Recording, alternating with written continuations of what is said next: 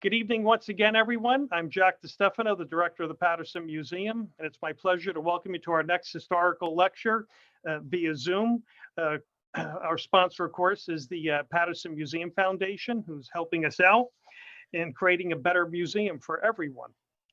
This is also a chance if you want to support us while we're going on. There will be a link in the chat box if you wish to make a donation. 100% of your donation goes to whatever we're doing at the museum. Again, we get paid, so donations are given and they go to our projects. What I'm going to do now is introduce probably my favorite person in the Paterson Museum. It's our curator, Heather Garside. I think the best thing I've done as director, I've got to be honest, is hire this amazing curator. She's generated a few new exhibits for us, including the one that we're now going to be presenting, which is the Paterson Great Falls from Power to Park. I mean, it was a brilliant idea that she had.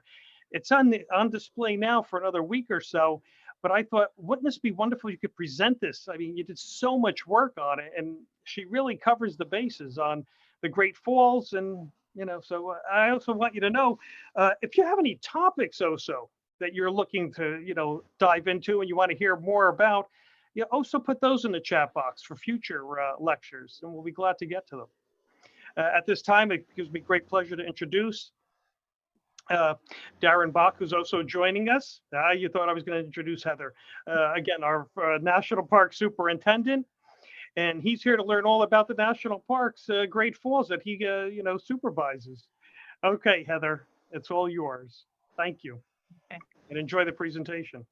Well, thank you, Jack, for that very wonderful introduction. Hopefully I can live up to your impressive words. So I'm just going to take a second and share screen here.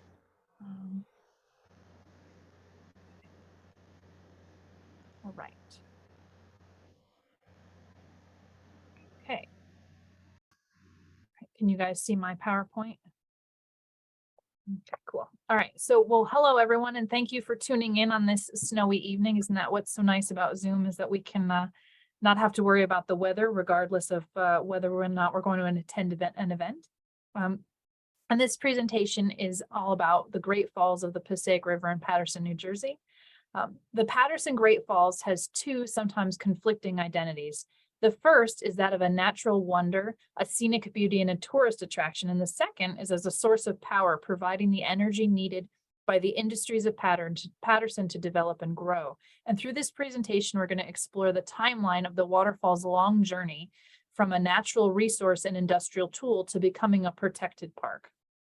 And as Jack said, this came about through my research for our current exhibition, which will be up for another week. So hopefully you'll get a chance to see that. But if you don't have a chance to come to the museum, once it comes down, we are going to add some of the resources to our website. So you'll be able to see them there.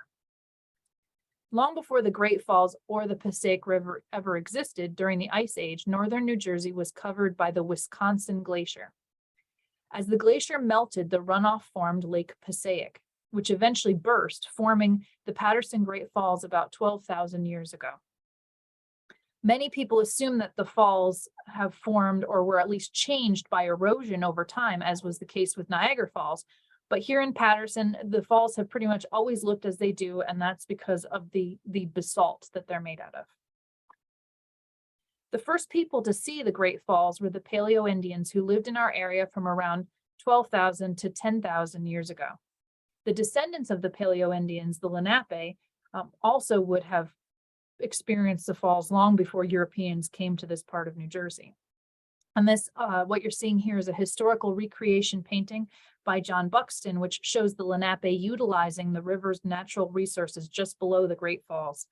It's hard for us to imagine today, and that's why I love this painting, that before the river was blocked by man-made dams, eels, and even sturgeons were just a few of the fish that would have come up the river all the way to the base of the falls.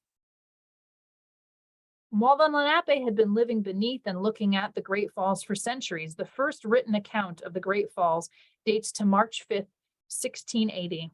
Included in a travel journal by a man named Jasper Dankerts, who was traveling through New York, New Jersey, and Maryland in search of a place to establish a Labadist colony, which was a special sect, a religious sect.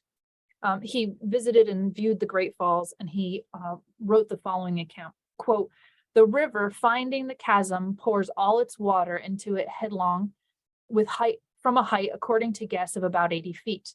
And all this pouring water must break upon the undermost piece of stone lying in the crevice, which causes a great roar and foaming, so that the persons standing there, even side by side, have to call out loud before they can understand each other. By reason of the breaking of the water and the wind which the falling water carries with it, there is constantly spray ascending like smoke, which scatters itself like rain. In this spray, when the sun shines, the figure of a rainbow is constantly to be seen trembling and shaking, and even appearing to move the rock." And I feel like I had to read that whole description because I feel like I had the same experience when I saw the Great Falls for the first time in 2011, especially when he talks about those rainbows. The journal was translated from Dutch into English in 1867 and was published as with the title Journal of a Voyage to New York and a Tour of Several of the American Colonies in 1679 and 1680. The earliest known image of the falls was not produced until almost a century after Jasper wrote about his account. English Lieutenant Governor Thomas Pownall visited the Great Falls during his time in New Jersey between 1755 and 1757. He produced a sketch which would go on to become the first published image of the Great Falls. In 1761, Paul Sandby painted and engraved a view of the Falls of the Passaic, or Second River, in the province of New Jersey, sketched on the spot by His Excellency Governor Pownall. And so already you can see that the Great Falls is becoming sort of a tourist destination. The role of the Great Falls as a tourist market, tourism market continued to perpetuate. In 1774, Abram Godwin became the first proprietor of in the area to promote his hotel and the proximity of it to the Great Falls. And we have the ad here on the screen, which I'll just read a little bit of. It says, "This is to acquaint the public that there is a stagecoach erected to go from the house of Abraham Godwin near the Great Falls to Powell's Hook through Schuyler's Swamp twice a week on Mondays and Thursdays." So this ad was for Abraham Godwin's Tavern, which was later renamed the Passaic Hotel, which is the image you see. And that article that I read from was published on October 31st, 1774 in the Gazette and Weekly Mercury, which was a New York City paper. His tavern was located at the corner of Bank and River Street. And as the article mentions, as an enterprising leader in the area's hospitality industry, he had actually started operating a stage line so that he could increase accessibility to his establishment. Following the Battle of Monmouth in the summer of 1778, General George Washington and his military aides visited the Great Falls and stopped for a picnic, and this picnic became the stuff of legend. The whole event was recorded by Major James McHenry, who served as the general's secretary. On their visit to the Great Falls, McHenry wrote, quote, "On our route to Paramus, where part of the army had encamped in order to rest and refresh, we visited the Falls of the Passaic." And then he goes on to describe the river and the falls in great detail in the surrounding area, but he continues to talk about the picnic itself. So, quote, "After viewing these falls, we seated ourselves round the general under a large spreading oak, within view of the spray and in hearing of the noise.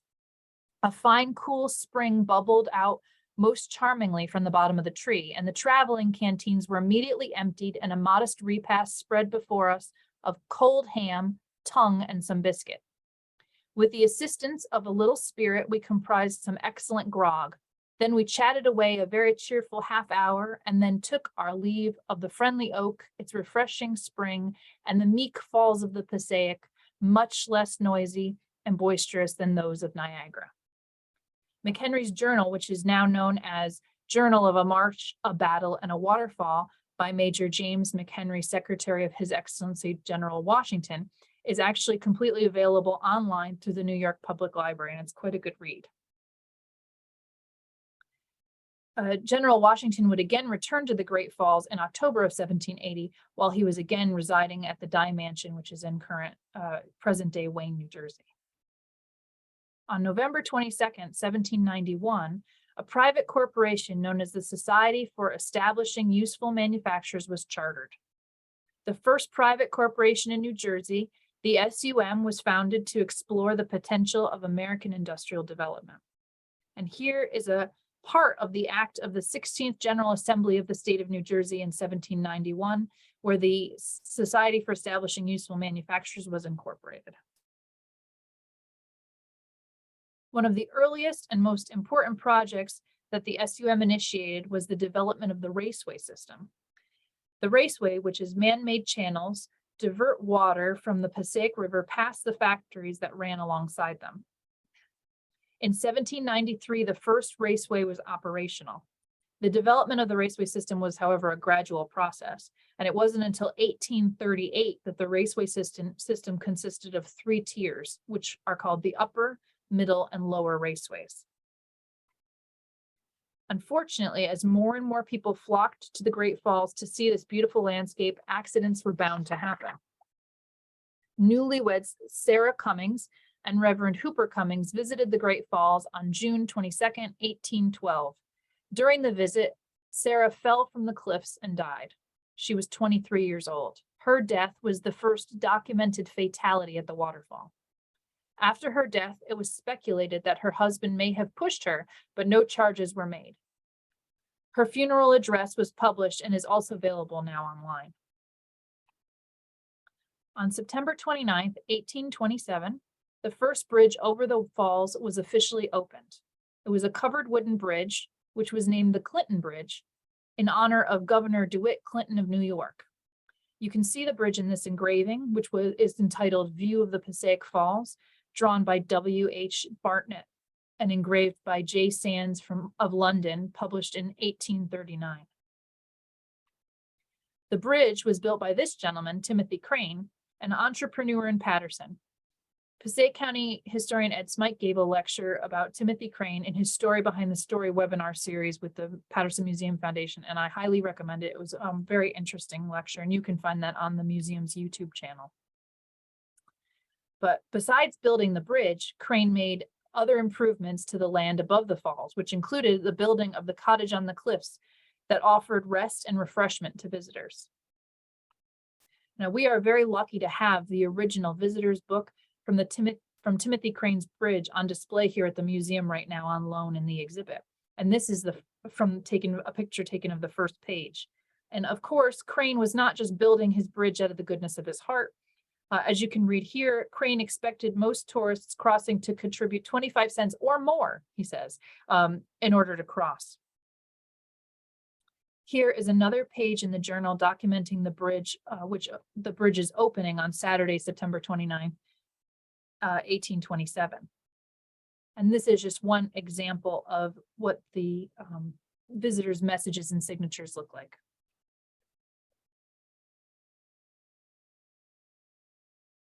On Saturday, September 29th, 1827, it's another significant date for another reason besides the opening of the bridge, and that is because it is also the day that mill worker Sam Patch jumped off the top of the falls to the amazement of the gathered crowds.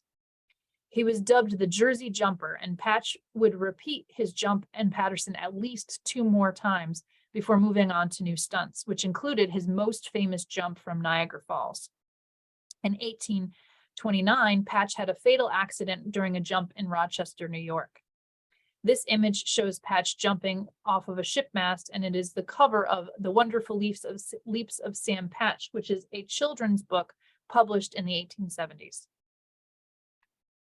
After his first jump, Patch was an instant local sensation. And here are a few more entries from Timothy Crane's visitor's book. And you'll notice that I underlined a few things in red. Each of these entries specifically mentions that Sam Patch was not seen at the time of that particular person's visit.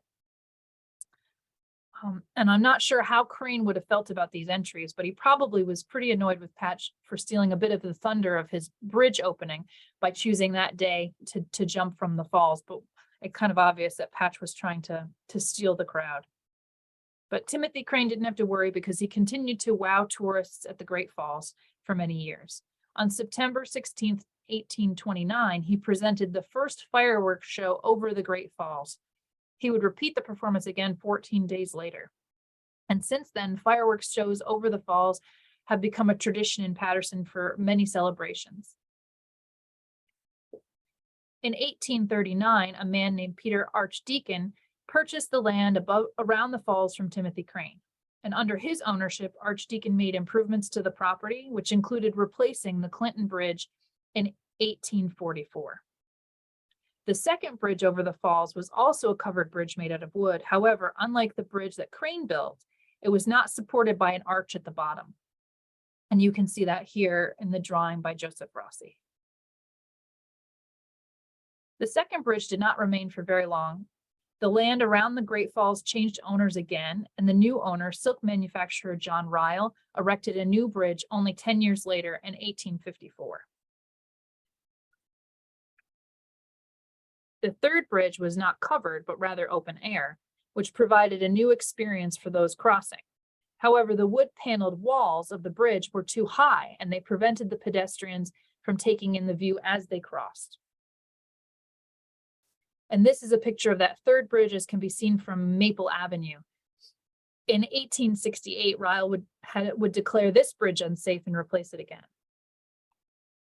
The majestic landscape of the Great Falls continued to attract spectacles. On August 6, 1858, the hot air balloon Queen of the Air set off from the Great Falls. It flew from Paterson to 8th Avenue and 63rd Street in New York City. Unfortunately, there are no known photographs of the Queen of the Air at all, which is kind of ironic, as the balloon and her pilot, Samuel Archer King, would go on to make aviation and photographic history. On October 13th, 1860, about 2 years after they were here in Paterson, they took photographer James W. Black and his camera up in their basket above Boston, Massachusetts, where he took the first aerial photograph in the United States, floating above Boston Common. And that's the photograph there on the screen. But now back to Paterson. The fourth bridge over the chasm was constructed between March and July of 1868, and it was the first bridge over the falls to be made of iron. It was 85 feet long, and this bridge, unlike the previous three structures, accommodated tourists by providing an open view of the waterfall as pedestrians crossed. And you can see the gentleman posing for the picture on the bridge demonstrating that feature very well. There was also another change to the landscape around the Great Falls in 1868. On November 26th, the cornerstone of the Soldiers and Sailors Monument was laid at Monument Heights. The monument was completed 2 years later in 1870. Memorializing those lost during the Civil War, it remained in Monument Heights until 1922, when it was relocated due to concerns with vandalism. The monument was rebuilt in granite, and it was rededicated in its current location, which is in Eastside Park. On August 5th, 1879, thrill-seeking crowds again flocked to the falls, this time to see Harry Leslie walk on a tightrope between the Great Falls and Morris Mountain. And they were in for quite the treat, because after he walked across forwards, he made the trip again going backwards.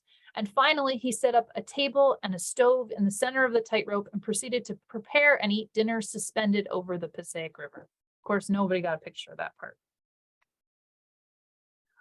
In December 1888, the fifth bridge over the chasm opened.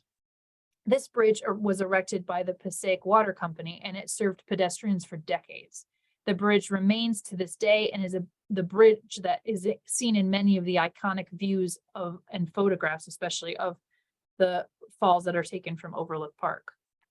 The bridge was later repurposed to support water lines, and that is still what it is being used for today. Around 1895, a man named Jacob Sandford was quarrying trap rock from the basalt alongside the Great Falls at the Valley of the Rocks. In 1904, the quarry ownership transferred to Samuel Brain, who continued to quarry the basalt for his road building business. Here is Sam seated in the center with the men from his quarry in the Valley of the Rocks around 1908. Brain Stone is a quarry company that is still in business here in northern New Jersey, and they celebrated their 115th anniversary in 2019. And this image and the next image you're going to see are both courtesy of Brain Stone. Here is a view of the river from the Spruce Street Bridge, and I like this picture because it shows the extent of the quarrying activity on both sides of the river. It is at this time that Mount Morris, next to what is present-day Overlook Park, was substantially leveled to the height that we see and know it today. We don't know the exact date that it opened, but sometime around 1912 or a little bit before, two brothers, Emil and Frank Schumacher, opened Passaic Falls Park. Located around the location of present-day Hinchliffe Stadium and Mary Ellen Kramer Park, their casino and amusement park incorporated the cottage on the cliffs built by Timothy Crane in the 1820s. Inside the building were two bars, a casino, and a dance hall. And also on the grounds was a roller coaster and a merry-go-round and some other fair-style rides.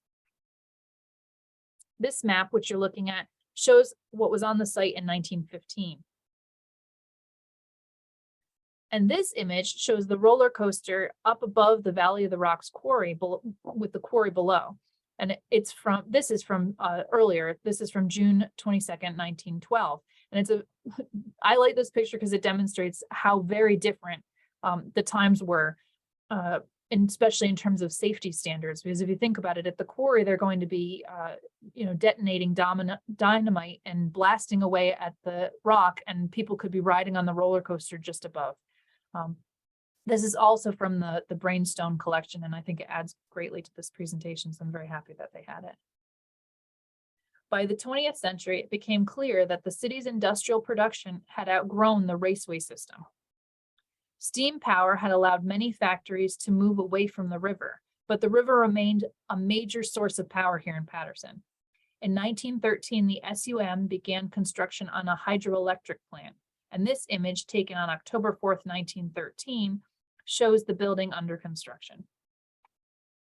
And here is another picture a little later on in construction, where several workers are standing around one of the turbines. We're not sure exactly when this one dates to, but you can tell from the picture behind them, the view of the building, that the building is almost complete now. And the hydroelectric plant construction was completed in 1914. While a hydroelectric plant was more modern, it was a source of power that was still heavily dependent on the level of the river. As construction continued on the hydroelectric plant, a steam plant was also developed on the site. And together, the two plants would ensure a consistent level of power for the subscribers. And so the steam plant covered any shortfall of the hydroelectric plant when the river levels were too low. And together they would form a two-part power system. So this image, taken in August 14th, 1914, shows the workers in the foundation of what would become the steam plant. The steam plant was completed in 1915, and here is the building photographed shortly after completion. The plant stood in what is known today as Overlook Park, and the footprint is still there and is actually going to be the footprint of the new visitor center, which I'm going to discuss a little further along in my presentation. During World War I, there was great concern about espionage and sabotage to the hydroelectric plant in particular. And as a result, the pedestrian bridge was closed in 1917. To ensure extra security, the wooden planks were actually removed from the bridge so that no one could cross it. The bridge did reopen after the war, but only for a very short period of time, and was closed again to pedestrians in 1923, and the planks were again removed, and the bridge remained without its planks until 1971, when it was reopened.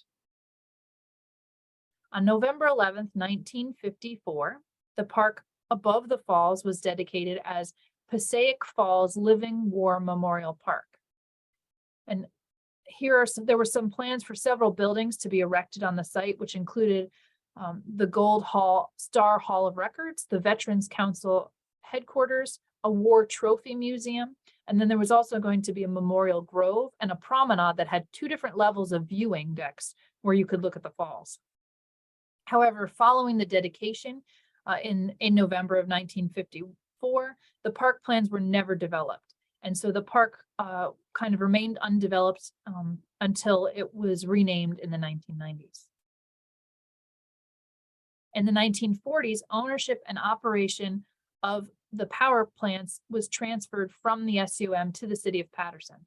And by the early 60s, steam power was less efficient than power that was supplied by the utility company. So the steam plant was closed and the building was demolished.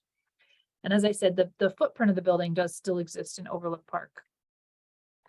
And during demolition, a decommissioned World War II tank was used to pull down the plant's chimney. And these 2 images are courtesy of Tom Cronin on his website. On April 18, 1964, the Great Falls Overlook Park was rededicated by Mayor Frank Graves, and the proceedings began at 2 p.m. and included a 75-piece U.S. Coast Guard band who performed the national anthem and the Alexander Hamilton March. Here's an image of the Coast Guard band at the ceremony, and then some of the dignitaries that were present at the ceremony, and a wide view of the proceedings so you can see the orientation. And all 3 of these images are courtesy of Passaic County historian Ed Smike from his collection. In January of 1967, the Great Falls was designated a National Natural Landmark. One of 11 national natural landmarks in New Jersey, the designation was expanded in April of that year to include Garrett Mountain as well. The site was elevated due to the unique geological formations of the basalt. And here's an image of the basalt wall at river level. The City of Paterson operated the hydroelectric plant for nearly 2 decades. In 1961, they leased the building to public service who struggled to generate power with the outdated equipment. A flood in 1968 resulted in its closure in 1969. And this image, which is from the Library of Congress, was taken right after the closure sometime in 1970. From September 1st through 5th of 1971, the city celebrated its history and the legacy of the Great Falls in what would become the first annual Great Falls Festival. Held at the Valley of the Rocks, the festival commemorated the ongoing efforts to transform the falls into a historic district. Also in 1971, the Great Falls Development Corporation was founded. A nonprofit spearheaded by Mary Ellen Kramer, the Great Falls Development Corporation was founded to partner with the city on its various preservation projects in the Great Falls area. The corporation contributed greatly to the efforts for historic designation. And this is an image of the organization's first logo. They would later change their name to the Great Falls Preservation and Development Corporation, which still exists today. On September 2nd, 1974, world-famous French aerialist Philippe Petit walked a high wire over the Passaic River.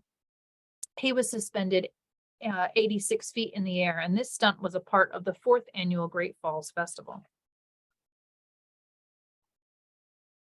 The Great Falls SUM Historic District was created a national landmark on June 6, 1976. President Gerald Ford visited the falls to mark the occasion. In his speech, the president ranked the Great Falls with Mount Vernon and Monticello.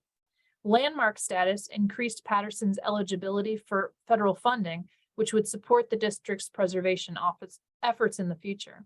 In this picture, you can see President Ford speaking, but you can also see former Mayor Lawrence Kramer on our right, and he's in front of the umbrella. And this is a quick view of part of the president's speech on the index cards that he actually had at the podium with his notations and his markups. And the whole speech has been digitized and is actually available to look at through the National Archives website. Many park visitors do not realize that the name of Overlook Park is only the name for the top level of the parkland that's across the river from the Great Falls. At river level, looking at the Great Falls, is actually considered a second separate park. On May 5th, 1977, that lower level park was dedicated in honor of Paterson Evening News publisher, owner, and philanthropist Harry B. Haynes. Haynes had died in 1972, but he was a powerful man in the city of Paterson and had long been a champion of the Great Falls and its renovation of the area and restoration. And this plaque, you can still see at the park today. Here's an image of Harry B. Haynes in life in his newspaper office, and this is another image from the collection of County Historian Ed Smike. On May 20th, 1977, the Great Falls Raceway and Power System was recognized as the first practical application of water power in the United States. The historic civil engineering landmark program dubbed the raceway system a significant civil and mechanical engineering site. And here's the plaque presented to the city of Paterson by the American Society for Civil Engineers. In 1980, the Great Falls Cultural Center opened its doors, a repurposed gas station. The center was located on the corner of Spruce Street and McBride Avenue Extension. Run by tour director Grace George, the center's staff welcomed visitors, conducted tours, provided information to researchers, and taught school groups. The center was the first tourism office for the city of Paterson. And this photo features cultural center employee and later museum attendant Glenn Hutton, who sadly passed away in 2021, sorry. The current pedestrian bridge at the Great Falls is the 6th bridge to be over the falls. It was dedicated in November of 1984 by Mayor Frank Graves and named in honor of the mayor's father, Frank Graves Sr. The opening of this bridge marked the first occasion where two bridges crossed the chasm together. And here's just another view of the bridges together from below. Throughout the 1970s, a group of citizens concerned with historic preservation raised funds to restore and reopen the hydroelectric plant. In 1986, the updated facility finally reopened with 3 new turbines. One of the original 4 units was retained for historic display. When it reopened, the plant was able to generate 11,000 kilowatts of electricity, satisfying about a third of the city's needs.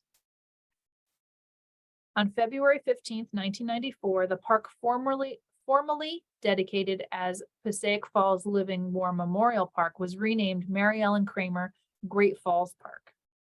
Named for Great Falls Development Corporation Director and Historic Preservationist Mary Ellen Kramer, the renaming honored her great works towards the historic preservation of the city.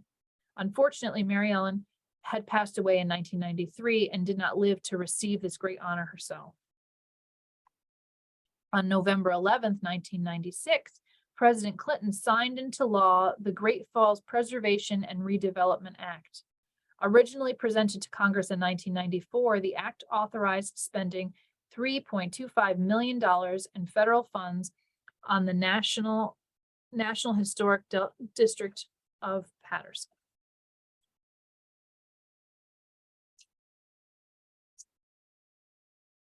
During a visit to Paterson on October 21st, 2004, New Jersey Governor James McGreevey announced the adoption of the Great Falls into the New Jersey State Park System.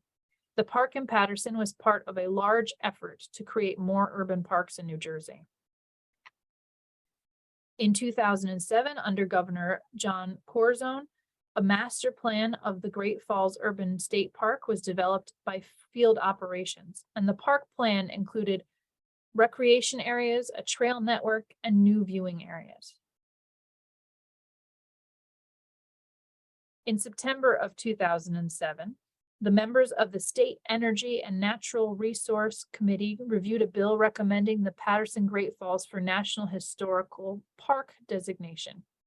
Those giving testimony in favor of the designation included the bill's sponsors, Senators Frank R. Lautenberg and Robert Menendez, as well as Congressman Bill Pascrell and Leonard Zacks, Esquire. And this is a picture of Leonard Zacks during his testimony. He would later go on to form the Hamilton Partnership for Paterson. On March 30th, 2009, President Obama signed an act which protected millions of acres in the United States. Under Title VII of the Omnibus Public Land Management Act, 3 new national parks were designated, which included Paterson Great Falls National Historical Park. Corresponding with federal legislation authorizing a park, the Hamilton Partnership for Paterson was formed on July 1st of 2009. The nonprofit's mission is to enhance the educational, social, and economic benefits of the new Paterson Great Falls National Historical Park for the city, the state, and the nation. Here are members of the Hamilton Partnership Board, and Leonard Zaks, you can see in the center, was one of the organization's first presidents. On November 7th, 2011, the Paterson Great Falls officially became a National Historical Park. The park is the 397th unit of the National Park System. Secretary of the Interior, Ken Salazar, visited the falls to sign the agreement, and here he is pictured signing the agreement alongside Paterson Mayor Jeffrey Jones. In May of 2013, the Hamilton Partnership launched the Mill Mile app, their auto tour app, and it's based on a brochure that they issued in 2011. It's a walking tour that provides historic information about the sites surrounding the Great Falls. The app was again relaunched with updates in 2017. On November 7th, 2014, the Hamilton Partnership for Paterson became recognized as the official Friends Group of the Paterson Great Falls National Historical Site. This new status allows them more easily to partner with the park to fulfill their mission. And here is Hamilton creator Lin-Manuel Miranda rapping with Paterson students at a Hamilton Partnership for Paterson function. On December 19th, 2014, the park boundaries were officially expanded to include Hinchliffe Stadium. The stadium, built in 1932, was home to several baseball teams in the Negro Leagues. It had been designated a National Historic Landmark in 2013, and its inclusion within the park's boundaries makes it the only baseball stadium in a national park. As a part of the development of the national park, the city transferred ownership of the Welcome Center property to the federal government. The center was renovated and dedicated on April 21st, 2015. The updated facility included teaching spaces, orientation films, and a gift shop. And this is a picture showing Congressman Pasquale making the first purchase in the new gift shop, which you can see Superintendent Bach, who's here with us tonight, working the register. In 2014, work began to rehabilitate Mary Ellen Kramer Park. The work included an expanded viewing area to provide better access above the waterfall. On August 28, 2015, the ribbon was cut reopening this park, and members of the Kramer family were present, including several of Mary Ellen Kramer's grandchildren. And here's a view of the new entrance to the park. On July 10th, 2016, General George Washington's picnic at the Great Falls was reenacted. Besides lunch, the day included a first-person discussion with Hamilton and Washington, and approximately 2,000 visitors were in attendance. In July of 2017, the City of Paterson celebrated turning 225. In honor of the occasion, the Planning Committee organized 4 events, but the milestone ceremony took place right at the Great Falls on July 4th and included a Great Falls themed birthday cake. And you can see here pictured the Planning Committee Chair and NJCDC CEO Bob Garassi with 3 members of the Hamilton Partnership for Paterson Board. In April of 2017, plans for the new visitor center at the Great Falls were approved by the National Parks Service Development Advisory Board. The proposed visitor center will sit in the footprint of the steam plant and include several floors of orientation and educational displays. In September of 2017, work began to renovate Overlook Park. The updates included a 240-person amphitheater and an extended viewing area. And this is a photograph of the work in progress. On October 5th, 2018, representatives from the federal, state, county, and city came together to commemorate the reopening of Overlook Park. And this is a view of the completed amphitheater from below. And another view of the amphitheater, which is used for a variety of community events and gatherings. In November 2018, Mayor Andre Saya, accompanied by national, state, and county officials, announced the Quarry Lawn and Riverwalk Initiative. These projects are the next phase of improvements to be done at the national park. On November 8th, 2011, the Great Falls National Historical Park celebrated its 10th anniversary, and the festivities included birthday cake as well as singing of happy birthday. On December 22nd, 2021, the New Jersey chapter of the American Planning Association declared the Paterson Great Falls a great public space. The falls were one of 5 spots in the state to receive this recognition. In the summer of 2021, Hinchliffe Master Urban Renewal began to restore and update Hinchliffe Stadium. The stadium will now be a part of a larger complex, which will include housing, a childcare facility, a parking garage, restaurants, and a museum. This is a picture taken very early on in the project. And this image was taken last spring, showing the new extension that will hold the museum. The stadium is expected to open this spring in May, and the New Jersey Jackals baseball team will be making Hinchliffe their home stadium from now on. In September of 2022, the groundbreaking was held for the Quarry Lawn project, and here's a view of the work on the site from the top of Mount Morris. And here's a view of the work from across the river. The Quarry Lawn is expected to open and be completed in spring of 2024. Also in 2022, work began on the Riverwalk, a plan to design and enhance the river level experience at the park. The Riverwalk will connect the Quarry Lawn with Haynes Park. And work on the Riverwalk began in the fall of 2022. And here's a view of the beginnings of construction.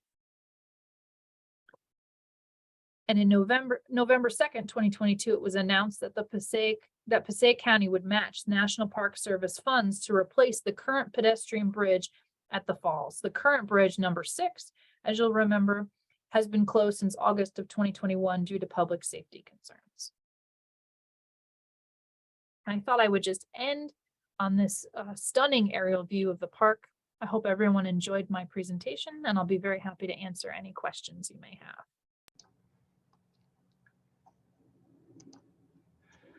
Thank you, Heather. That was amazing. I can't wait for the book to come out. And I guess we'll be coming back in a couple of years and you'll be really updating this. I do have a couple of questions I'd like to get to. I can help you if you need anything with these. Where did Jasper found his religious settlement? Do you remember, Jack? I don't remember where he ended up. Actually, they had gone through New York, Pennsylvania. Finally, he settled somewhere in Maryland, but they were only around for a few years, and then they seemed to have disappeared out of existence. So we really don't know what happened with them. Was Timothy Crane? These are a couple of questions from JD. Was Timothy Crane related to Montclair's Nathaniel Crane? I don't believe so. No. No, they weren't. Actually, I'm Googling in the back scene here. Well, I know our Timothy Crane originally came from Connecticut, and he's born in the 1770s, where the Crane family from Montclair in Essex, they're from like the early 1600s, one of the original landowners. Did George Innes or his son paint the falls? Innes paint the falls. I didn't come across. I didn't do for this research a lot of research about the different artists, because that could be completely its own exhibit. The same with everyone who's written about the falls could be its own separate. What I found out about George is actually, if you look up Great Falls with a list, it's Niagara Falls, which he did actually a series of about 7 of them, and some of them you can find at the Smithsonian American Museum of Art. I think Darren could answer this one. Great stuff. When will the water flow again in the raceways? Can I use a lifeline? Yes, the raceways, as we did in the general management plan, which is basically the strategic plan for the national park that we finalized in 2016, we identified the raceways as the single most significant extant resource in the park. And it certainly is a goal of the Park Service and the partners to once again have water running through the system. So we're at the early stages of that discussion. We have some funds for the rehabilitation of the SUM Raceway Gatehouse, which is the original 1838 apparatus that's at the entrance to the raceway system, and we should see work on the rehabilitation of that structure sometime within the next 2 years. So that might be the first step of getting water back into the system, is to rehabilitate the gatehouse. Another question, which you could give us a little insight. Will the national park grow to include Alfano's Island? And what was the island used for in the past? I'll defer to my historian friends on its uses, but there's no immediate plans. It would literally be an act of Congress to add any resources to the national park boundary. So you'll have to call Congressman Pascrell on that one. Heather, you want to take the second half? What was the island used for in the past? Why don't you? Well, it was used for a number of things, from a parade ground, drilling ground for military. They used to call it Little Coney Island. There was Island Market. There was a market there. Right, I mean, the market was there. Yeah. It's had quite a few, rebirths and uses before Alfano and the island. And actually, it's been growing since they've had it. That's more interesting. Here's one for the federal government. Was Governor Clinton related to President Clinton? I do not believe so. No. No. Let's see. Any other questions? Check the chat box. I am just going to really quickly let everybody have my email in the chat as well, just in case anyone has either more questions or they want to share something. I'm always happy to add and grow this presentation. What did you think, Darren? I have to say, Heather, that was a very tight, wonderfully written and delivered presentation. And if you ever get bored at the museum, I have a gray and green uniform for you down the street. Jack, I don't want to take your wonderful staff. Thank you very much, Darren. I don't know if I have the right head for the hat, though. Yes. And I really what it shows is, the national park is very much at the end of that story, which of course continues. But if not for everything that happened in the many, many decades before that, that ultimately added to the significance of the Great Falls and its surrounding areas that make up the city of Paterson. Ultimately, we don't become a national park if it wasn't for that story. Right. It really, and we're one of only 423 units in the national park system. The first one being Yellowstone from 1872. And you get to Paterson as number 397 in 2011. So it takes a long time to get where we're at, but it's because we have really an embarrassment of riches in this national park, whether it's natural, cultural, or historic resources. We have a little bit of everything. And Heather, your presentation, I think, if anybody knew nothing about Paterson, or the Great Falls, or the national park, and the reason we're here, I think in that 30 or so odd minutes, I think they would all have a really good grasp as to why it's important and why it's a national park. Well, thank you. A couple of comments. Lisa and Runner, not a question. Wanted to thank you. Actually, that's been echoed quite a bit on a great presentation. Thank you. I did ask if anybody has any ideas for other talks.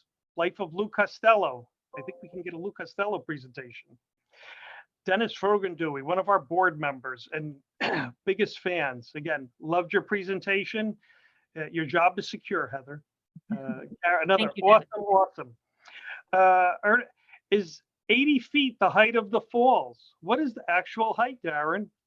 Well, I hear a lot of numbers thrown around. The one I hear most frequently is 77. Yeah. Is that the one you hear, Jack? Is that the number? It's got to be between 70 and 77. I guess I wouldn't. Depends on how much of a flow we had. You know, that Yeah, race it depends on the height of the river, right? So, Yeah. So yeah, it was really interesting because I put the heights for a couple of the people who are on tight ropes because they actually are higher than the Great Falls. Yes. And I think that must be from the Mount Morris sort of Overlook Park side. However, they were able to, so they were coming down at an angle, which also makes the whole tightrope walking concept very hard for me to even imagine, let alone making dinner out there. But Well, I was think the raceway drops down in 3 tiers, 22 feet or so each. So Yeah. there's 66. So it's got to be at least 70 feet. 80 Yes. feet, probably a little too much. yes. Plumber. I once heard that Alexander Hamilton was in attendance for the picnic with Washington. Is that true? Was he that actually- is an interesting question. So McHenry's account is the only account that I know of recording who was there, and he does not list Hamilton. So that does not mean that Hamilton was not there, but he didn't get listed by name. So either he and McHenry were not friendly, or he wasn't there. So you can kind of take from that what you choose to take from that. Many people are going to say he was there. And in our reenactment of said picnic in 2016, we had Hamilton there. So therefore, Right. he must have been there. My question though is at the reenactment, did they eat tongue? We ate ham. It's as close as we wanted to get to tongue. Fair enough. Did Hamilton ever return to Paterson after the picnic? You know So this one. yes, he did come a few times, at least when he was acting as the lawyer for the Society for the Establishing Useful Manufacturers, and he is actually listed in the minute book that we have here at the Paterson Museum in our collection, but not very often. He wasn't a regular visitor to the city of Paterson. He was here July 4th when they actually said this is where we're going to fix the Right. town of manufacturing. So he was Yeah. definitely there for that. Was the tightrope walker in the 1970s the same Frenchman that walked between the Trade Center? Yes, he was. Yes. Philippe Petit. I think the Trade Centers was actually before he came to Paterson. I believe he did that, and then the then mayor Lawrence Kramer saw that and asked him to come and do the Great Falls Festival. I think that's how Pat Yeah, Kramer right, told that right after story he to got me. out of jail, him and Charlie Parmelli, the former a tax assessor, went there and approached him. Yeah. Let's see, what else do we got? I think that's about it. Thank you. Thank you so much. We watched the movie Paterson last week. I'm showing Paterson and the falls here in Florida. All right, Elaine.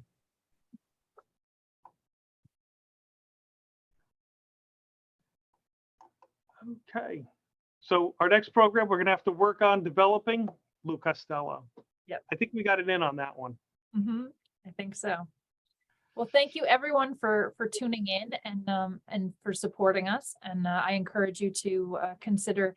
You'll be added to our our email list rather. So if you're new to these webinars, you are going to be able to see the automatically be coming to your email now, inviting you to join us in future. And also, if you're new to us, or even those of you who know us but have forgotten, all of these videos are recorded, and then all of our presentations are shared on the museum's YouTube channel. And so if you look for the Paterson Museum on YouTube, you will find 23, I think, videos that we have put together of various presentations related to the Paterson Museum Foundation's lecture series and several other events we've had here at the museum. So including the one about Timothy Crane, I highly recommend. I learned a lot from that one. So. Thank you very much. Thank you, everybody. Thank you, Dave, being the silent partner there that's working the technology. You're welcome, Jack. My pleasure. And I really enjoyed Heather's presentation. Thank you, Dave. That's been echoed throughout. Darren, I really you. appreciate you Yes. joining us as well. My pleasure. Thank you. Thanks. And one thing from Elaine, when she's got an exhibit up, if we're going to Florida to see her photography show, she always includes Paterson Great Falls images in her shows. And people, of course, love them. You got to share some of those with us on our site so we can share it back. Facebook friends, Elaine. Again, thank you, everyone. I appreciate you joining us this evening, and we look forward to seeing you real soon. Thank you. Good Good night. night.